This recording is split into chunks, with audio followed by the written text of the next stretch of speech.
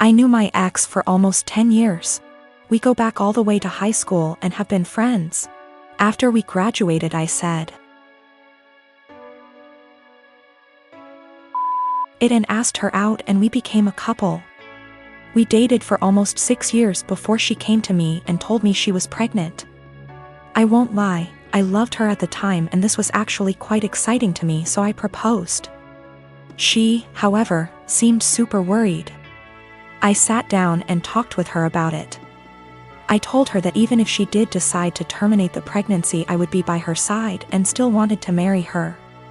She was super awkward about it, but decided to keep the child and accepted my proposal. These past 7 months have been a roller coaster. She moved in with me and we began getting ready for our daughter's birth, and we were planning on getting married after she is born. That was until a few weeks ago. An old acquaintance from high school reached out to me.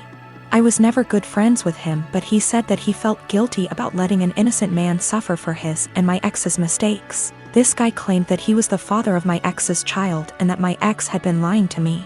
It turns out that my ex and him got reacquainted about a year ago and started having sex. Around the time my ex got pregnant, they began having unprotected sex.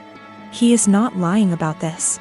He sent me photos of them together and showed me texts between the two of them. I was able to get my ex's phone and confirmed they were real.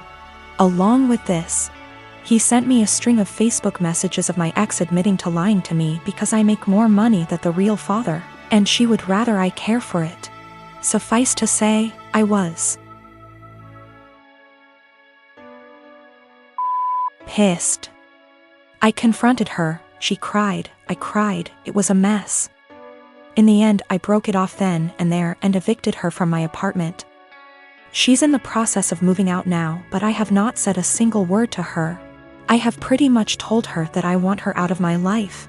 I also demanded a DNA test the minute the child is born. If it is mine, I'll help her support it. If not, then I am never seeing her again. I've been cold to her. Her and her parents has tried multiple times to work it out with me, but I've refused any contact with them. At one point she got all of her friends together to try to talk to me, and I kicked them out of the apartment with threats of calling the police. Anytime she's tried to reconcile, I've shut it down. My friends are saying I'm in wrong here. According to them, she's pregnant, and because of that I should at least be helping her till the baby is born, even if it isn't mine. I disagree fully. But I could be wrong. So, right now I'm in kinda a shitty situation. I've been treating my ex-fiancé pretty cold and demanding a paternity test for the child she's carrying. All of my friends are saying I'm being a major asshole, but I don't feel that way. For some weird reason, my mother-in-law really wants to go into our bedroom whenever she comes over. On one occasion I followed her as she went upstairs. I was going to get something for my child as the bedrooms are upstairs. And she walked past the bathroom on the main floor and up the stairs behind it. She didn't hear me, and I caught her walking straight into my room and rifling through bills on my dresser. She denied snooping, even though I'd just watched her do it, and said she was just going to use our bathroom because she couldn't find the other ones. She walked right past the one on the main floor and another one in the upstairs hallway to go into our bedroom. Since that happened, I installed an exterior doorknob that requires a key on our bedroom door and one on the door to our office / spare bedroom. However, she's still always forgetting where the bathroom is and trying the bedroom and office door. This really ticks me off. My husband says that I just get annoyed at this because everything she does drives me crazy, and since we've put locks on the rooms we don't want her in, there isn't really a problem anymore. Well, over the holidays we had my in-laws over for dinner, and before they came I was searching for the bedroom keys. We hadn't used them in a while since we only lock the doors when mother-in-law comes over. My husband told me we didn't need to lock the doors since she wouldn't try to get into the rooms, and I insisted that she would because she loves to snoop. We went back and forth and decided to cover the doorknobs in superfine glitter to see if she tried them. I did this once before when husband didn't believe me about the snooping to prove she'd been in the rooms. Last time she ignored the glitter and we didn't say anything about it, but then my husband couldn't deny that she'd tried to snoop. So this time I covered the knobs in glitter, and for the office went a touch further and rigged a little folder of glitter over the door to the office before the in-laws came over. I left it one side unlocked, French doors, and it was set so if you walked in the room you would get covered in glitter. Husband goes out of his way to show his mom the main floor bathroom when they got here and specifically asks his parents and sister not to go upstairs. There's a baby gate so the kids can't get upstairs either. Well, guess who had to go to the bathroom and got covered in glitter and had it all over their hands and hair? She completely lost it and started screaming at me, so I yelled back, and now my husband is saying I went too far. Apparently her car is ruined now too because it's covered in glitter that she can't get cleaned up. I will be ordering some cellulose glitter that is biodegradable and safer for future projects. And if she comes over again, I will set up a camera. Or at least print out some fun fake documents so if she snoops again, she can at least find something interesting. My fiancé and I moved in together shortly before we got engaged. Before we did, we discussed how we'd split the housework and bills. 50/50 down the middle with some wiggle room for when the other needs help. When we moved, it was into her parents' 2-story garage that they converted into basically an apartment. They offered a low rent, $700 total, and pitch in for the electric and internet so we could save money for our own place and wedding. My fiancé earns more than me and that's cool, I'm proud of her. Before we moved in together it always seemed like she was living paycheck to paycheck, and I chalked it up to the apartment she had prior having insane high rent. She stuck to the 50/50 arrangement at first concerning bills, but she missed often and I had to remind her about it. Post-engagement, she's back to living paycheck to paycheck, either missing or very late with her part of the rent monthly. The 2 utilities we pay, groceries, late with her car payment. Her parents have talked to me multiple times about rent and I've covered her missing portion to get us caught up. And then try talking to her. It always turns into her saying we should just move if her parents are going to hound us. I told her we're lucky it's her parents because anywhere else would have kicked our asses out. On top of that, I pay my own bills, do about 65% housework, arrange and pay for most of our dates and vacations. Gifts for her, pay most towards our pets. I've suggested a financial coach, but what kicks me is whenever we're around others. She boasts about being the breadwinner since she earns more. Goes on about the stresses of being the main source of income, all the hours she has to work to pay all our bills. I was letting it slide until few days ago we were at a get-together. She and her sister started up again about her being the breadwinner. Her sister said something to the effect of her ex-boyfriend had a hard time being with someone who earned more, and my fiancé went, "Good thing OP doesn't mind me bringing home the pay." I told her just because she earns more doesn't make her the breadwinner when she blows it all on herself and I'm paying most the bills. She's embarrassed now and keeps saying I made her look bad and got her in trouble with her parents, because they want to see what she spends her money on each month, but I don't think I did anything wrong. Last night I was ready to just postpone the engagement, as of this morning after a lot of talking and things coming to light. We are broken up. She insisted we could afford her purchases based off our total incomes. Her parents were under the impression she was also paying off my student loans, my car, my phone, and paying for our vacations. She didn't get evicted from her last apartment, but she was late with her rent often enough that they weren't going to renew her lease. So she didn't suggest us moving to a bigger apartment at her building. Biggest nope, I'm out. The monthly take-home amount she told me was what she earned before wage garnishment kicked in addition to mass debt. She's been doing some online stuff to make up for the money she loses due to that.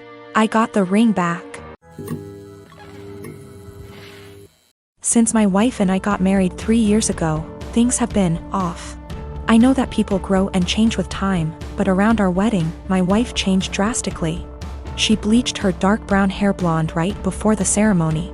And I honestly thought I was in the wrong church for a split second when she came down the aisle.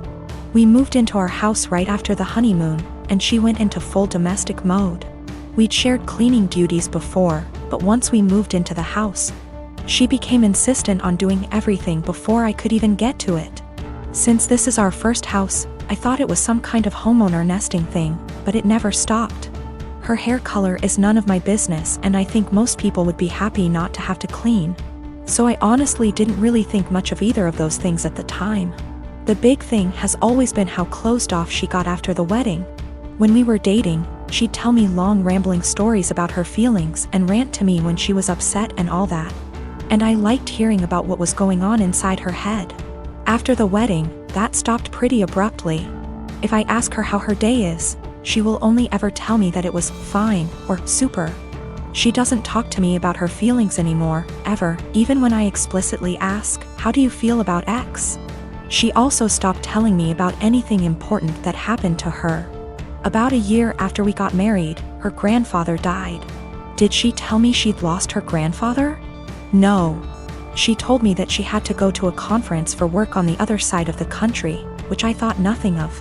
On the second day she was gone.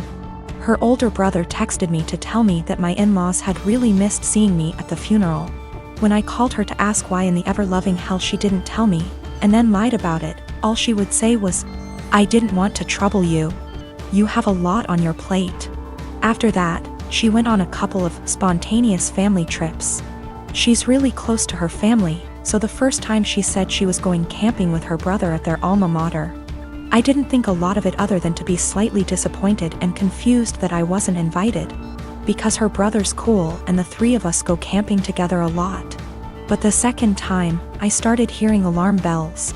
I'd like to say I'm a more secure man, but after the second spontaneous family trip, my wheels started spinning and I started to think that maybe she was cheating. This was a weird insecurity in the back of my mind for a while, since she wasn't showing any other big signs of cheating. She wasn't guarded about her phone and hadn't changed her routine / appearance. A few weeks ago, she told me she was pregnant. I was over the moon about it until I asked her how many weeks along she was, and she nonchalantly said about 12 or 13. She'd been pregnant for like 3 months before she even bothered to tell me. She's not really showing at all, and she doesn't usually drink, so I had been completely in the bloody dark. I honestly hadn't even suspected. That was kind of it for me. I was sure she was cheating, and that it wasn't my kid. I thought there was no possible way that a woman would keep her pregnancy a secret from her husband for 3 months. So I snooped. Yes, I know I was wrong, but I wanted proof that she'd been having an affair before I moved out. One of my best buddies from college is a divorce attorney, and when I asked him what I should do, he sent me the info for a key logger. I installed it on my wife's laptop and was prepared for the worst. Now, I feel like what I found is somehow worse than her cheating. I didn't find any steamy messages, but I found out that she keeps a diary in a Word document that she writes in every day. I know I should have just stopped once I knew she wasn't cheating, but once I saw my name in her diary, I couldn't stop. I read all of it. All 7 separate documents, going back to way before we'd even met. Turns out she's not cheating. She's depressed, hates herself, and has absolutely no trust in me. All of the stuff I've been confused and bothered by has some kind of sad, self-loathing explanation. She hates having blonde hair, but she writes, "I know he'd divorce me if I went back to being a brunette. Because wives are supposed to be blonde almost every week. The wives are supposed to be thing is tangled up in everything." She thinks wives are supposed to be quiet, which is why she doesn't talk to me anymore. She thinks wives are supposed to make things easier for their husbands, not harder. Which is why she didn't tell me when her grandfather died. It just goes on and on and on. She didn't tell me when she got a huge promotion and a raise because he'd leave me in a heartbeat if he knew I made more money than he does. Men can't handle that. It hurt to know that she thinks of me as some kind of one-dimensional 1950s husband. And I've been racking my brain to think of anything I could have done to make her think this way. What I can't handle is that she'd lied about the big stuff. I honestly don't know if I can forgive her for not telling me about the miscarriages. The spontaneous family trips were actually her miscarrying 2 of our children, one at 5 weeks, the other at about 10. She went and stayed with her parents while she was recuperating, and her brother and sister came to support her. But not me. I didn't get to be there for her, because she thinks I would leave her immediately if I knew that she'd killed our children. She's convinced that she caused both miscarriages because she smoked pot for a long time before we got married. For what it's worth, it sounds like her family tried both times to get her to tell me, but she wouldn't.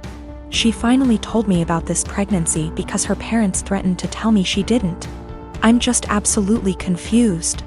I don't even know what to think right now. I'm just so baffled because everything she says about me in her diary is insanely nice. She goes on for pages and pages about how much she loves me and how she thinks I'm her soulmate and how she would do anything for me. I just can't understand why she thinks that I would leave her. Knowing that she's spent the last 3 years walking on eggshells around me, convinced that I would leave her at the drop of a hat is just so confusing and awful. I feel like our marriage is some kind of lie. The woman I thought was self-confident and ready to take on the world is actually full of self-loathing and really, really depressed. I don't know her at all. She's been suffering silently with depression long before we met. She has no faith in me, no trust. She thinks that every hug and kiss I give her and every "I love you" I say is a lie.